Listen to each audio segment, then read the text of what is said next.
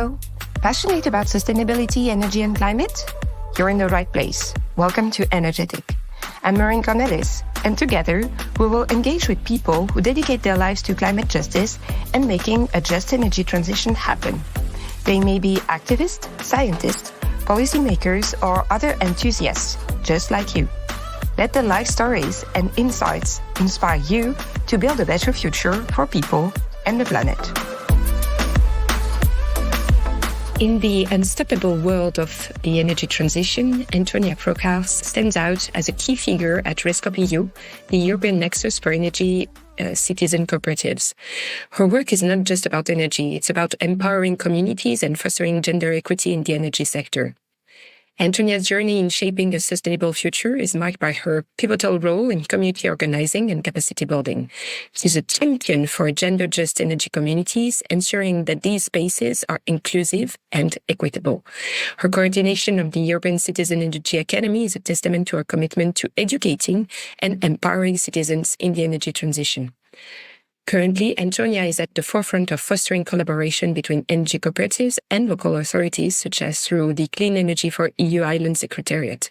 This initiative is crucial for island communities, often at the forefront of experiencing and combating climate change. Beyond her organizational roles, Antonia leads the Gender Power Working Group at Rescoop.EU. Here, she facilitates the exchange of innovative practices and tools, ensuring that gender perspectives are integral to energy discussion. Antonia's academic background is equally impressive. She holds a PhD from Erasmus University Rotterdam and Drift, and her research delves into the self-organization of renewable energy initiatives and their transformative impact on the energy transition. So, Antonia, I'm just so happy to have you. You're not just a professional in the field. You're a visionary shaping a more sustainable, inclusive, and equitable future. Welcome to Energetic. Thank you very much, Maureen. I'm very happy to be with you today. Thank you for your really kind words. Thank you so much, Antonia. So, in your experience, whether it is with your PhD or with Rescoop.EU, how do you see diversity and inclusion shaping energy communities, and why is this focus vital for the success of these initiatives? Yeah, so diversity. For us, I mean, maybe I should start by saying, for me, personally, let me take it from that perspective, and then I will broaden up. Diversity is everything because, our societies are diverse. And if we don't manage to actually reflect the diversity of our societies in what we do, in the energy field, we're actually missing out the power of working together, truly leaving nobody behind. So for me, when we really take into consideration the different perspectives, the different needs, the different ambitions of people, is the only way to really manage to achieve this bigger, wider transformation that our energy system requires.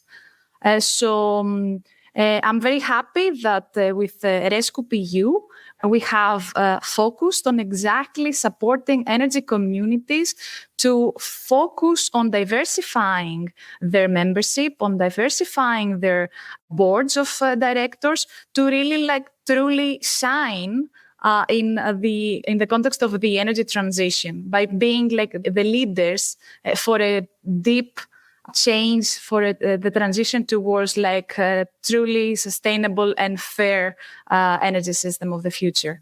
It's great. And you recently won an award for diversity and inclusion. This was during a Solar Power Europe job fair.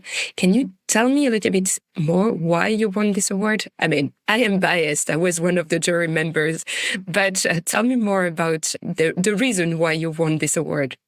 Yes. So once again, allow me to thank both you as a part of the jury, but also Solar Power Europe for the opportunity to actually show what we are doing in the context of Rescoop.EU for the transition, as I mentioned, to a fair energy system. So why we won? Because I think because of all the different things that we do on so many different levels to really support the more diversity and more inclusion in the energy sector. With the Gender Power Working Group that I mentioned, we really enable the members of Rescoop.EU to exchange and learn about both the challenges, but also the good practices that communities have already started putting in place in their effort to diversify, as I mentioned earlier. Because in addition to this work with the gender power, and actually thanks to the work of the Gender Power Working Group, we have managed to get the conversation a level higher, and we have involved our board of Rescoop.EU to discuss the ambition statement that we have worked on. And we're very happy that the board has actually acknowledged and officially signed our ambition statement, giving this kind of incentive for all the members of Rescoop.EU to follow the work. And in addition to that, another level, as Rescoop.EU, as the team of Rescoop.EU here in Brussels, we also try to really take particular measures to support a more inclusive and more diverse, even more, because we're already quite diverse, I have to say, working space that really takes on board the needs of everyone. So I think that this is one of the reasons why we got this award, because we work in all these different levels. Also because we have been trying at least, and I think we have been quite successful on really sharing the good practices, sharing the great examples that come already from a movement to inspire even more initiatives to follow and learn from them. And of course, to just invite everyone to experiment and try a new solution, because that's something that we want to see. We don't want you to, if you're an energy community listening to this wonderful podcast, we don't want you to just copy paste the solution, but we invite you to ask the same questions and find the way that you can make your community more inclusive and empowering all the participants of our society actually to have a say in your community and benefit through this. In particular, I was really impressed when I checked your application about the strategy Rescoop.EU has been putting in place to put women as at the forefront as leaders of communities. I mean, it's really not easy knowing that at the same time, women tend to be a bit underrepresented among energy communities. Why does it matter and what kind of recommendations based on your experience with Rescoop.EU would you make to make sure that there is kind of better gender balance and really also some really in a structured way? Thanks for this question, Marin. In fact, indeed, with Rescoop.EU, we do our best to really put to the forefront women to enable them to shine, because we do believe that only by seeing more women speaking, seeing more women doing a lot of innovative things in the energy world, we can have more participation of women. So in other words, we do believe the importance of role models. So for younger people, for younger girls to see that, okay, it's not only a men's club over here. Actually, women can also have a say and influence the developments in my community so that they can actually join themselves. And as you mentioned, we are aware of the challenges. We are aware of the fact that communities have maybe in the past started with more interested, more active men. But we see that more and more women actually are showing their interest and are getting involved. And what we try to do is to enable them to actually participate. So by giving the space for women to speak, it is not only to inspire others, but also we know that having actually a woman in the board of directors, for instance, you can actually see more transformative actions or more inclusion actually overall.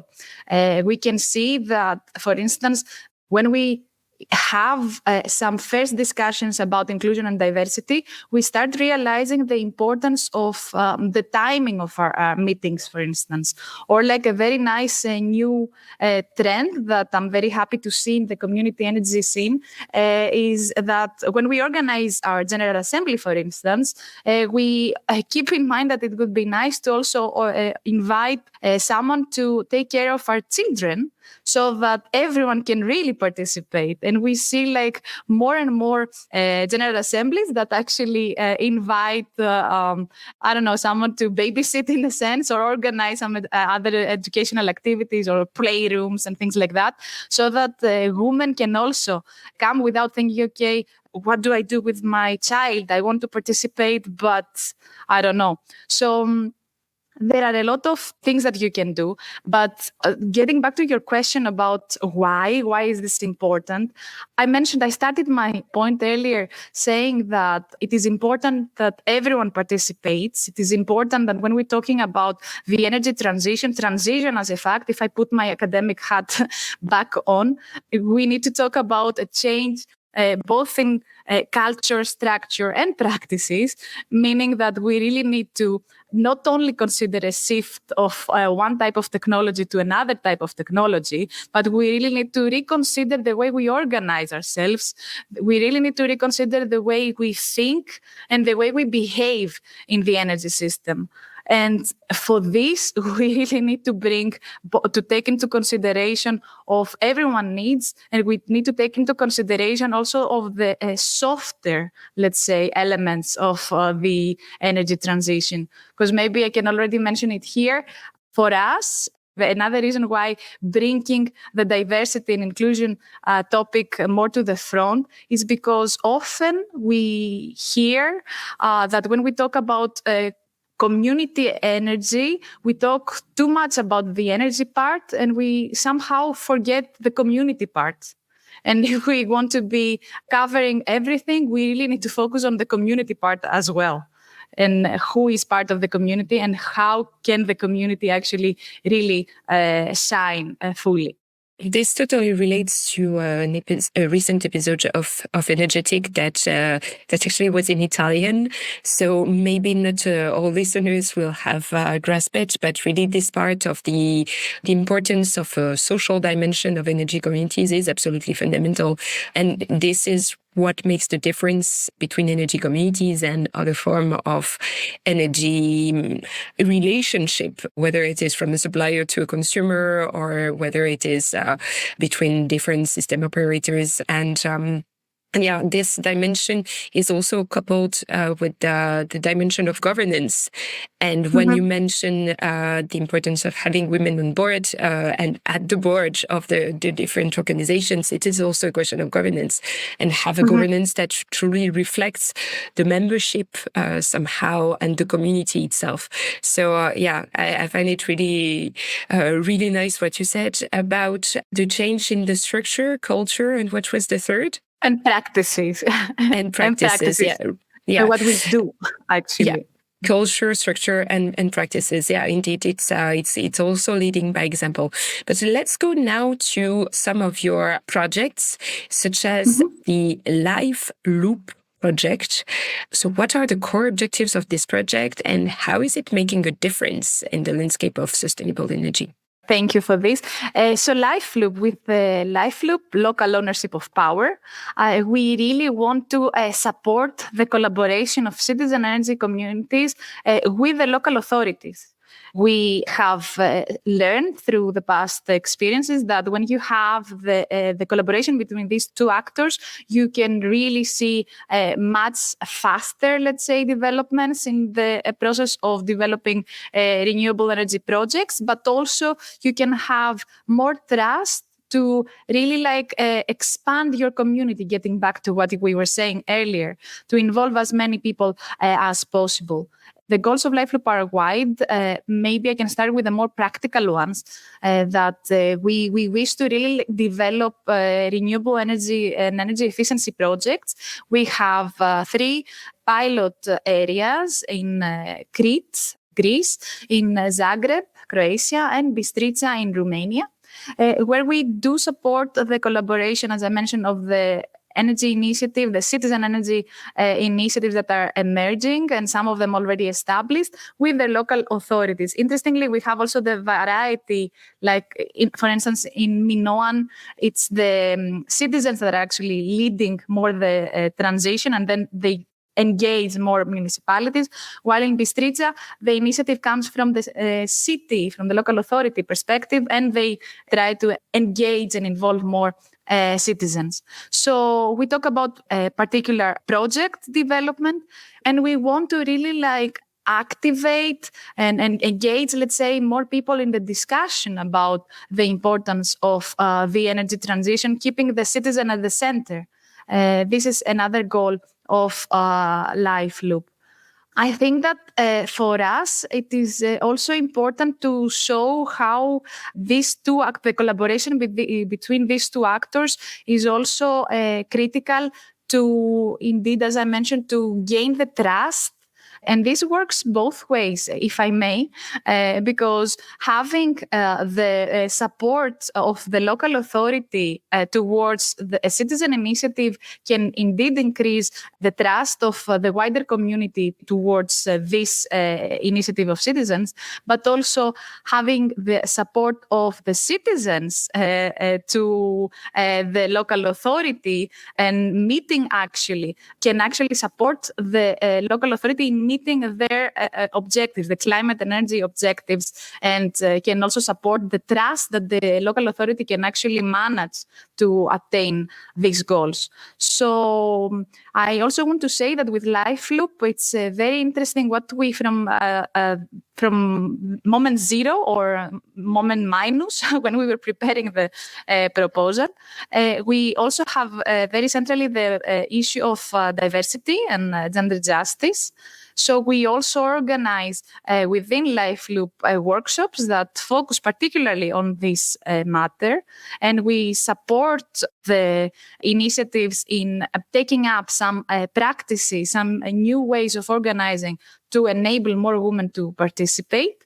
And of course, beyond this, maybe I go a bit reverse, we also focus on the more traditional, let's say, approach of having gender balanced teams, and when organizing events, ensuring that we have an equal representation in the panels, in the trainers, etc., etc. Well, this is the more traditional one, which we see that is not always respected in different events and different panels, let's say. But we with Rescoop.EU, we try to always do our best to ensure that this happens, and this holds the same in the context of Life Loop. You mentioned certain challenges, such as having respect of, let's say, some principles like gender balance. So what other challenges do you face with this kind of project? So there's various challenges. Let me start by, I mentioned that in the case of Romania, we have the reverse, that we have the city trying to engage the citizen. I think that this has to do with the background, let's say the political, cultural background of the eastern part of Europe and the Balkan countries, where maybe the citizens were in a sense more passive, waiting for the government to take care of their needs. And now we want to enable them to take action themselves. And we want to also increase the trust that what I mentioned, that the local authority wants to do something for their benefit. So that's why the reason why they invite them to also take part. So this kind of the challenge of really activating the citizens in certain areas is indeed an issue. But another issue comes from the local authority side as well, that some often the people, the civil servants actually working in the different municipalities do not have the skills needed to support the development of energy communities.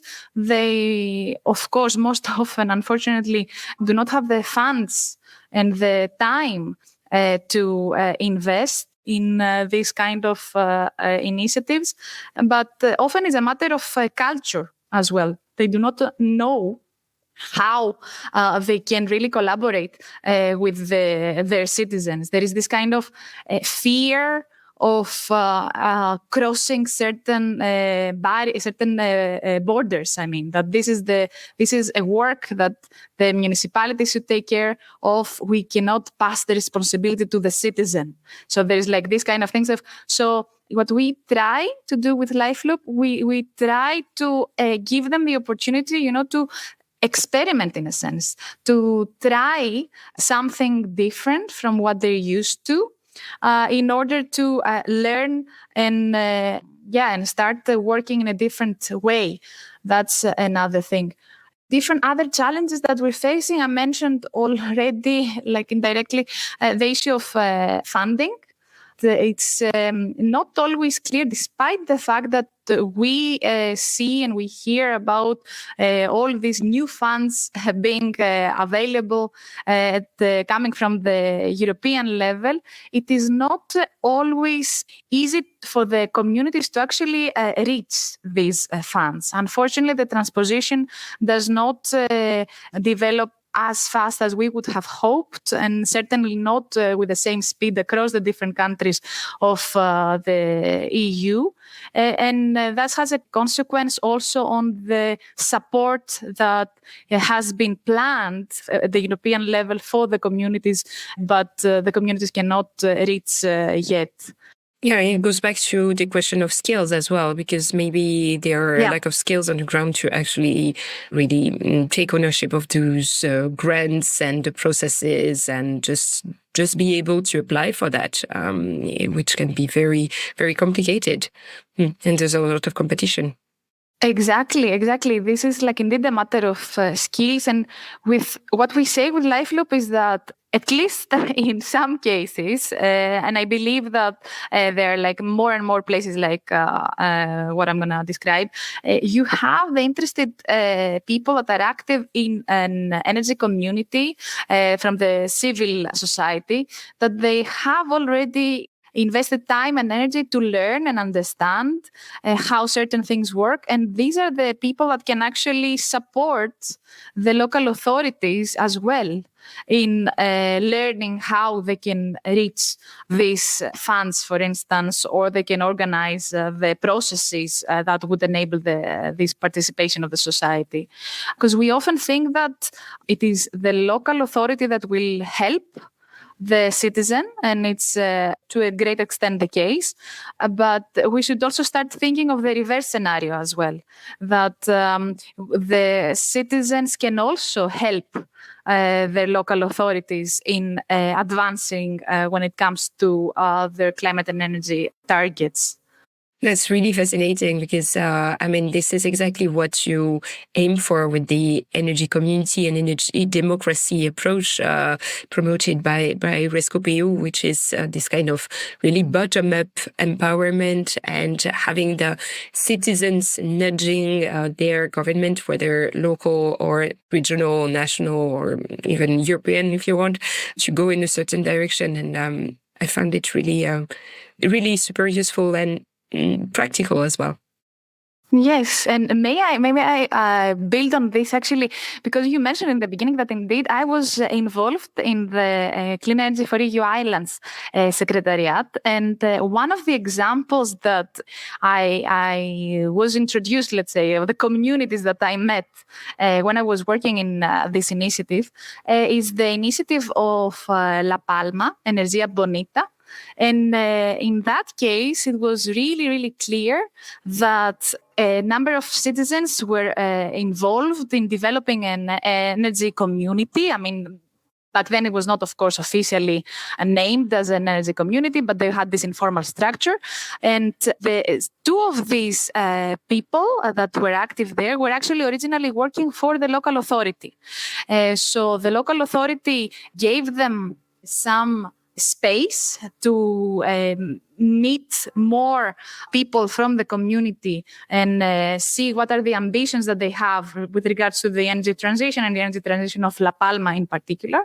And the past years, this more informal community actually developed in Energy Bonita, so a formal energy community that has developed the strategic plan for the decarbonization of La Palma. What is it that needs to happen and how this can be materialized.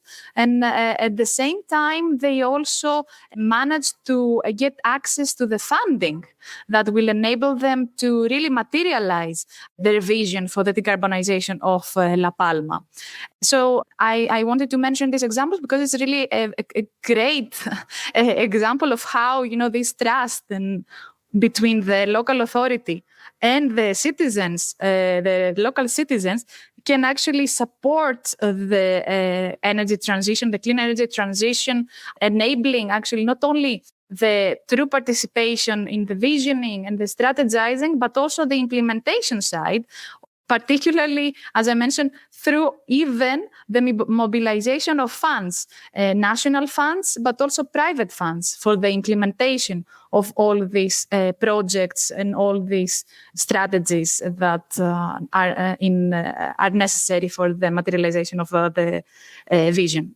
Yeah, in this sense, cities become really agoras and catalysts for the energy transition. And I feel that you are the perfect person to talk about energy democracy in this sense, also because you come from Greece.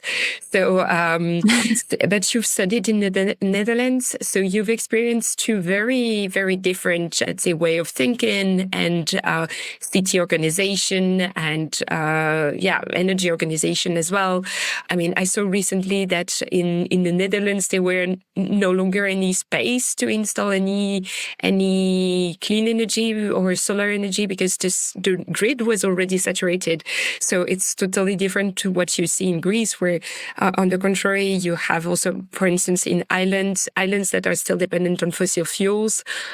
So there are really some gaps that somehow embody also the change that is needed at European level to have go in the same direction and boost renewables and make sure that everybody access clean energy sources as well. So from all those years, now you live in Belgium, but you used to live in the Netherlands, but you were born in Greece. So you're the perfect European. What is your take on this? So let me just say one thing about the example that you mentioned. Indeed, first of all, there's different realities between Greece and the Netherlands.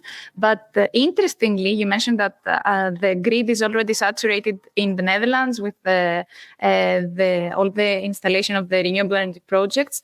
But unfortunately, the grid is not in much better condition in Greece, despite the fact that you would imagine that the development of the deployment of renewable energy project is not as fast in the Greek context. It's not exactly the case, one thing. And unfortunately, how to put it, the state of the grid is also it's not on the same quality, let's say, on the same level either. And nevertheless, I was happy to read that in Greece, there is a new decision if that some applications that have been already prepared, already 5-10 years ago without the development of projects will now be, in a sense, cancelled, considered as new, in order to create more space, to enable the development of more projects, like freeing more space in Greece as well, giving also some priority to energy communities as well. But yes, going back to the broader question, apologies for jumping on the technical example that you offered. Yeah, for me, it's been indeed interesting, let's say, space to compare how we really plan to develop and support the deployment of energy democracy on the different contexts. In Greece, there is a lot of, you would say that it fits the democracy part. There is a lot of ambition. There is a lot of will. There is a lot of new energy communities that really want to develop projects. This really enabling the participation of every local citizen, discussing the priorities, discussing what needs to happen, and really progressing. But also, when I was in the Netherlands in the context of my research and before that, after my master's anyhow, I was very happy to discover the the participatory city making overall in the context of the Dutch cities. I think this culture of dialogue, this culture of really participation is also very strong in the Netherlands. And I was quite happy to see how the Dutch are actually organizing the development of community energy projects, the development of this kind of collaboration between cities and citizens on the topic of the energy transition. And then coming from the Netherlands, coming here to Brussels, and especially my involvement in the more international, let's say, the European projects, where I was able to dive, not that deep, but at least take a taste, a feeling from what's happening in different other European countries. I realized that there are of course, a lot of differences. There's a lot of diversity, what we were discussing. But there is also some things that are similar. And among those, if I focus on the communities, the wish of the citizens to take part, to participate and shape the energy transition the way they wish, is something that is present across the EU. From the west to the east, the north and south, we have a lot of citizens that are already aware of the urgency, that a lot of citizens that did not necessarily need the price, let's say, increase to realize that we need to do something. We have a lot of citizens that were already trying to help us, our societies, to move towards renewable energy, to learn how to better make use of the energy we produce, and to learn how not to waste actually energy. And there is another thing that is common, is that there is a lot of space, a lot of willingness to learn and try new things. I mean, in the context of Rescoop.EU, we have also different working groups where we discuss all the different developments in the field. And I see people from different energy communities across Europe to be there, to contribute with the thing that I have been experimenting with, and to learn from other partners about the things that they have been experimenting with, so that we can actually start applying the new lessons. An example of this is, for instance, I had a conversation recently about agrivoltaics. There is a lot of interest. How can we actually really develop these type of models that enable us to make a better use, more efficient use of also land? There's a lot of excitement. There is a lot of, we were discussing about the new developments on the solar, regarding, the solar technologies. We're discussing about waiting the moment for this transparent, flexible solar technology that will enable the citizens to generate renewable energy while in parallel growing sustainable, organic food. Why not, combining these actually functions, especially in, we mentioned in the context of islands that there is not extensive, not always, let's say, extensive space. We need to learn how to, take advantage of the opportunities we have by combining, by building on synergies, by really we need to keep on being creative. We need to keep on learning how we can actually solve more problems. Maybe we need to start thinking of how we should start thinking how we can solve the problems that we are already creating, thinking that we are actually solving the problems that we have been facing for the past year. So that's what I say. Maybe to close, I see that there is a lot of interest. There is a lot of ambition to support the clean energy transition, the transition to more sustainable and fair energy system that really benefits everyone. Yeah, what you just said about trying to think together collectively about the problems we're already creating. That's also why we need diversity, why we need different perspectives, because a farmer may be struggling on their island in Greece. It may see and experience things completely differently compared to a family who is actually a resident of that island, but still, I don't know, maybe a digital nomad or something like that. It's very different, let's say, profiles that come to my mind. But if you bring them to the table, they can build some form of collective intelligence. Whereas if you think just individually, you don't reach this kind of outlook and perspective. And I find it really super inspiring. I would have just one question before we close is, what have you noticed as really the main motivation of the people who join energy communities? It relates to what I just said earlier, that there's this ambition to really contribute, to do something to improve the situation that everyone is in, to make, I think, maybe this has to do also with my personal, let's say, ambition. I think that in short, people want to make themselves useful for the community.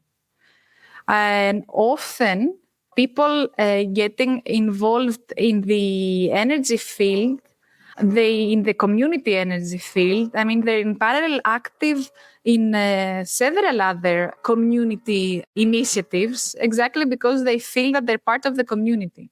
So I think and if I look back to the period that I was doing research, I think that this is the key point, that of course they want to improve the environment and the conditions of the local community. But in short, if I put it on a bit higher level, I think that they find the opportunity to make their contribution for the community through their involvement in the local energy community.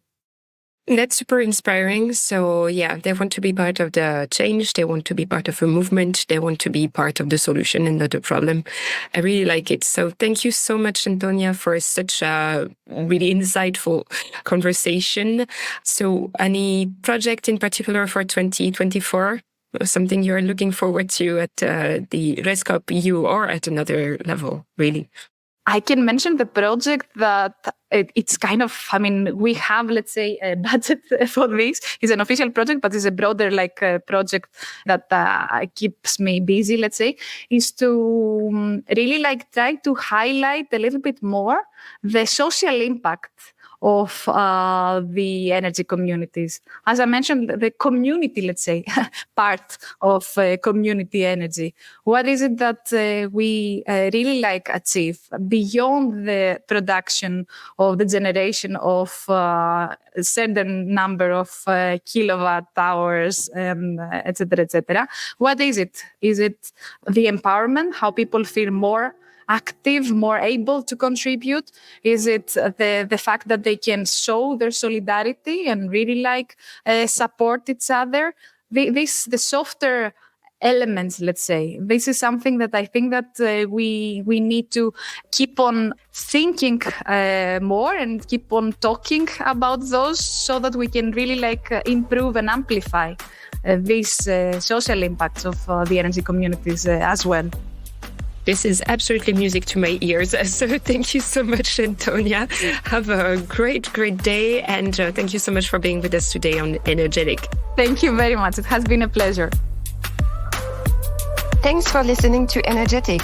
I hope you enjoyed our deep dive into sustainability and the just energy transition with the most inspiring stakeholders. All links and resources are in the show notes. Don't forget to subscribe, and if you like this podcast, why not recommend it to a friend or a colleague? To continue the conversation, head on over to Twitter or LinkedIn. Thank you for lending your ears. That's all for this episode. Until next time.